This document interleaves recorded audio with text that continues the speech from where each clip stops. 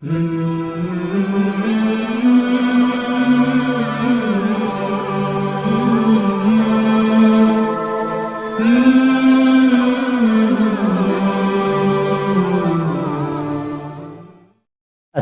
علیکم۔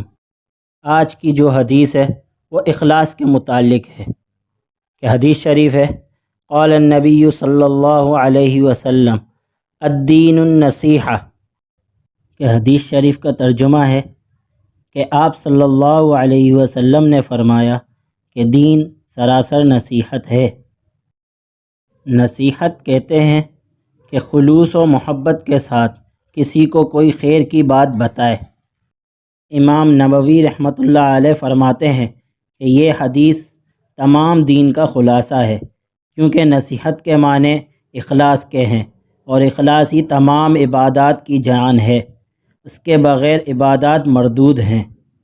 ایک مختصر سی حدیث میں حقوق اللہ اور حقوق العباد کو جمع فرما دیا ہے، تو پتہ چلا کہ اس حدیث پر صحیح طور سے عمل کرنا گویا پورے دین پر عمل کرنا ہے۔